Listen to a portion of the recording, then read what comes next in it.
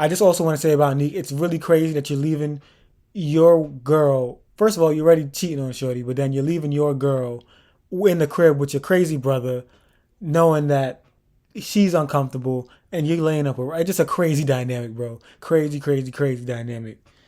We could wild dude. Kicking older forever, gang, I'm never switching over. Made a lane and niggas can't get over. I can't mess with rappers, they be bogus. Rather get the pack and keep it open. Alright, what it is, what it do, it's your boy Dapper back with another power raising Kanan reaction just for you. Now, before we get into anything, make sure you hit that subscribe button, hit the like button. You're here anyways, you might as well hit the buttons, you know what I'm saying? But this week we get into episode 3 of season 3, and not a bad episode. Setting some things up, nothing major going on, but we setting some things up in this episode. We know how Power likes to do it. So let's get into it. We're gonna start with Kanan, of course, namesake of the show. Again, I mean, Kanan, we know Kanan, he's more on the emotional side this season. It's so far. He's obviously like, yo, everything that happened with what I had to find out, all the lies that's been going on in my life, I'm doing for me right now. Like, I screw the family right now. Like, the family, those who are cool with, I'm cool with, like Lou and stuff like that. But if it ain't making me money right now, I don't really care. Like, even Lou, like, if it ain't making me money, I'm cool. So obviously, we see he on the way to making money. We saw at the end of episode 2, he ended up setting up with the courier dude, do the messenger business.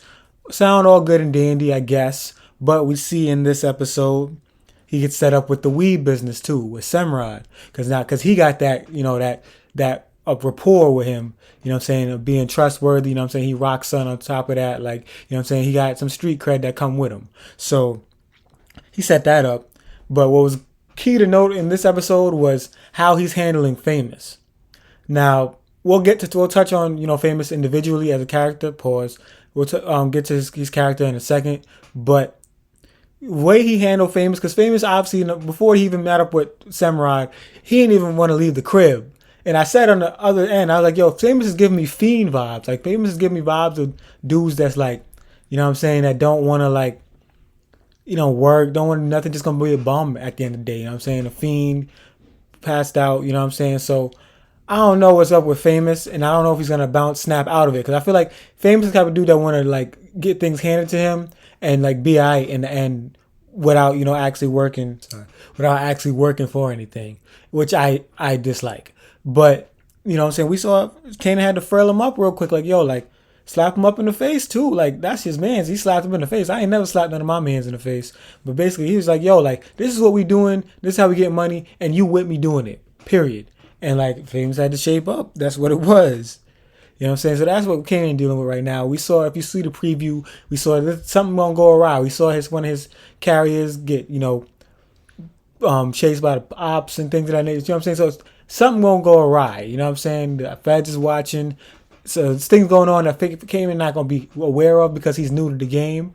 But we'll see how it pans out for him. Actually, let me know. What do y'all think? How long do y'all think Kanan's little courier business is going to last? All right, we got Rock. Rock, in her mind, for some whatever reason, feels like she's out the game. She's done. She did what she had to do. Marv did, the dirty work he had to do with Sal Baselli. He got the kill, got out of there. Seems like there's no backlash on that. You know what I'm saying? It doesn't seem like there's any pictures with him or anything like that. I know DeMarcus said that there could be pictures. Good point, but doesn't seem to be any overlap from there. So it seems good on that end. But, you know what I'm saying? She's still trying to be mom number one. You know what I'm saying? Well, mom, A+ mom. And basically, she wants Kanan back in the house. She wants Kanan back under her control, basically, more so than anything. And she goes to the crib, and that's kind of what started the whole issue with Famous and Kanan in the first place, because he let her in the crib. He took money from her. You know what I'm saying? Basically, she's like, yo, whatever y'all need, because she's basically trying to keep Kanan off the streets. Like, look, I'll give y'all the money if that's what y'all looking for. Well, I'll give y'all the money. I ain't gotta go get it on your own. And obviously, Famous takes that bread because he's lazy. He's not gonna turn down however much money it was, thousands of dollars or whatever it was. But then we find out Rock, you know what I'm saying, she's obviously messing with Unique. But in that conversation, she reveals, like, yo, she has a bunch of money to be completely out of the game. She has to clean all this money. She has a bunch that, like, obviously has to put things in the crib, but, like, she's still way too much left over. But she overhears in the hair salon that, like, they need somebody to buy they store, buy the building, basically. So she's obviously going to be, we see that she's interested in that and is willing to put down cash on that offer and make it get the deal done. So I'm assuming that's going to get done, because it's nothing more than just naming the price and Rock paying it. So I'm assuming that's going to get done, and by next episode we'll see how that goes. But again, like I mentioned, the FBI is out. The streets have been hot. Since last season, the streets have been hot, haven't stopped being hot.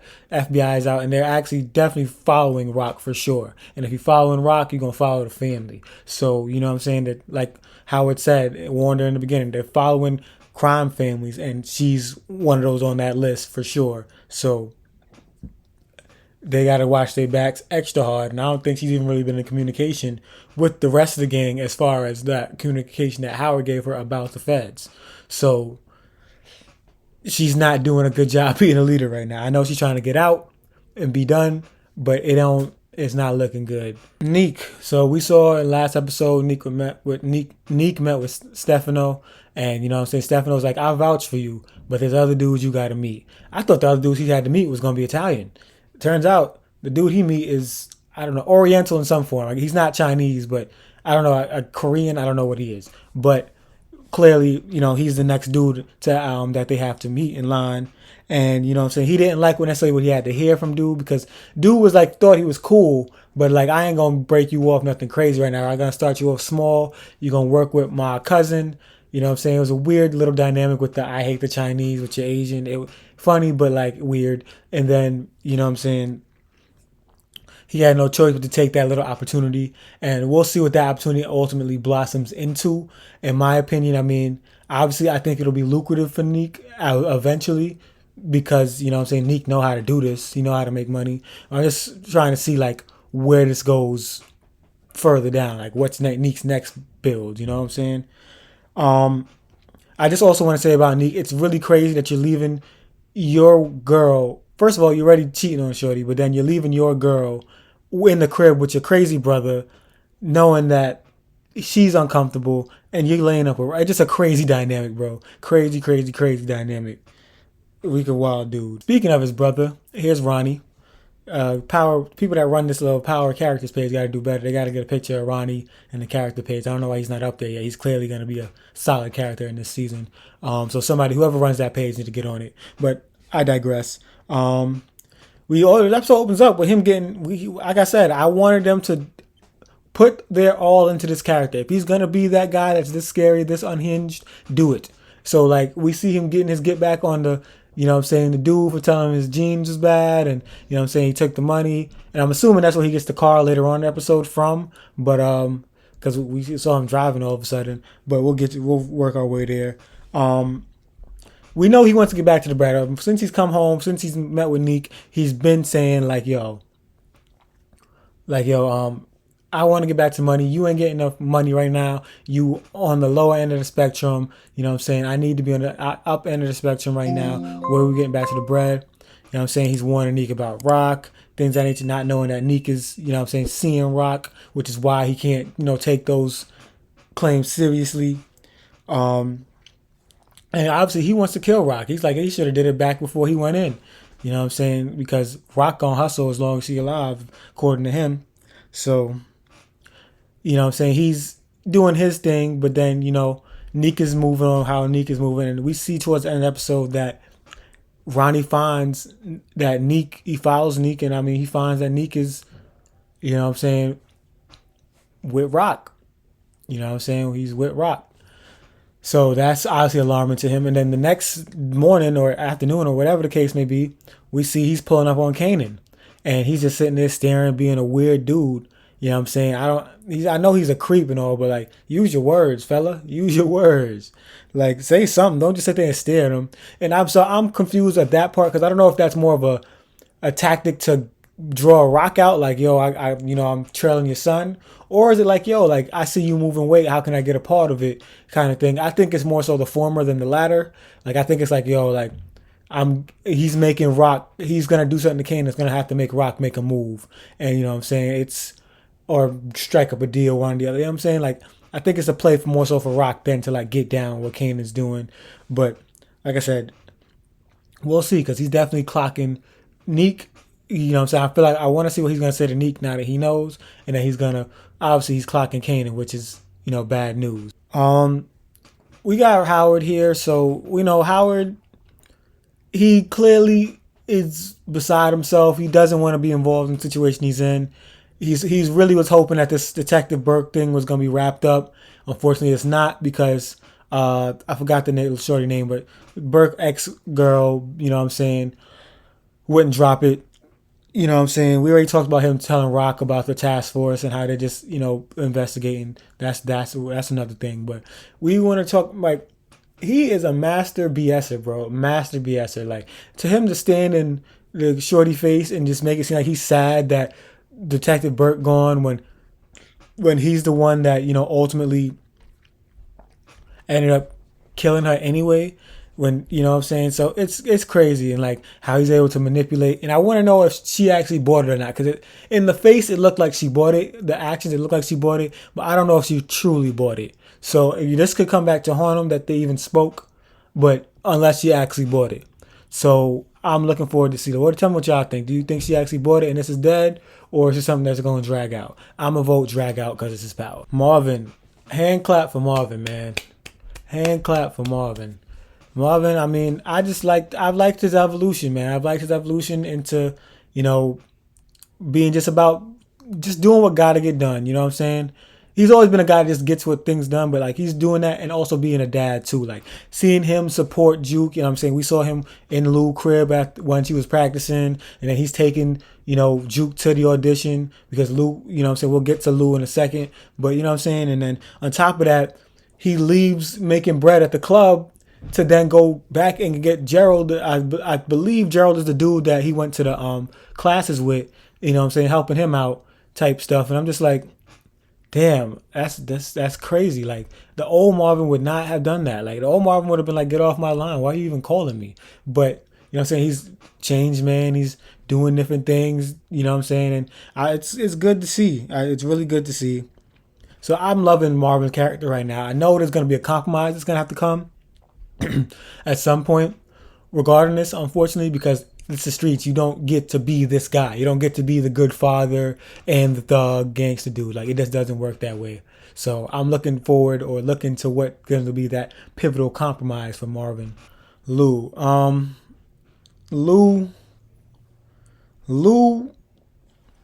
you know what I'm saying, he's more of the same since the beginning of the season, but we see a little bit of a turning point. We see Lou stumble into some trouble, even though Marv told him not to. So he stumbled into some trouble, and essentially with that trouble he got into, we actually learned some stuff prior to it. So we learned that their dad was not famous, but at least famous in the hood for being a musician. He played the horn, and that's where Lou gets his music bug from. But we find out the dad, something happened to the dad, or there's murder, suicide, whatever the case may be. And we find out through Lou's journey.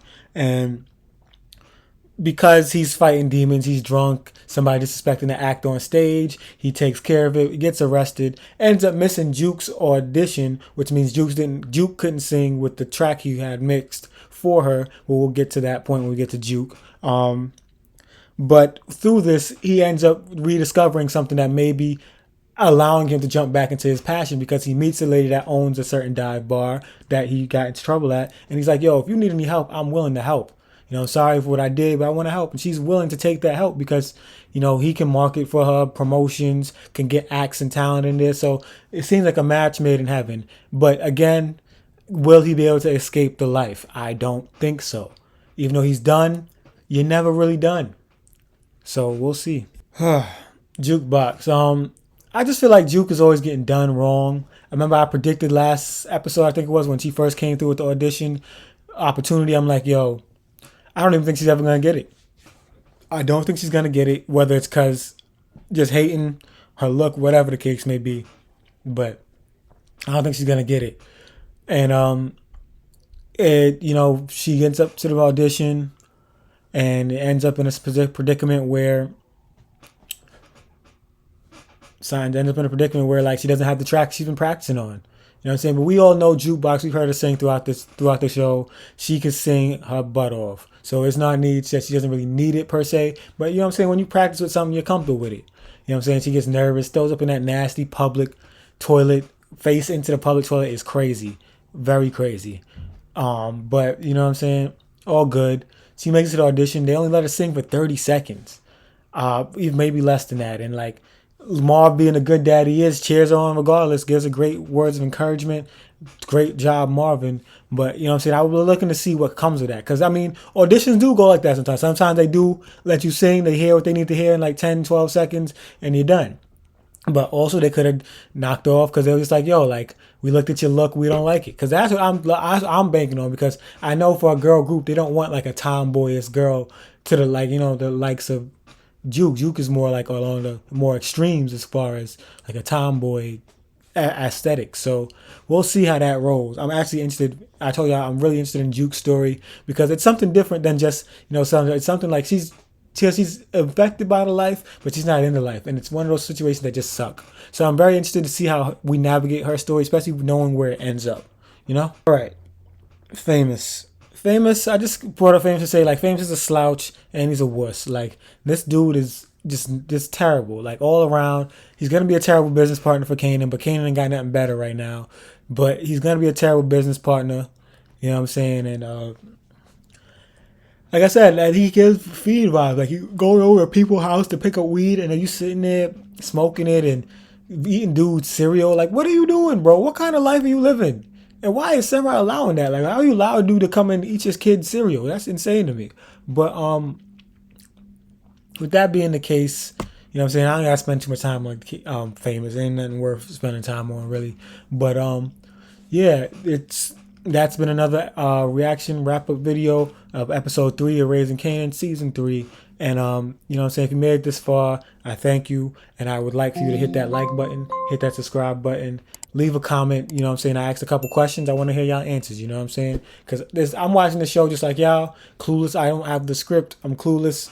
You know what I'm saying, I would like to hear your perspectives, and I'm gonna respond to whatever you have to say, so let me know. But with that being said, we're out of here.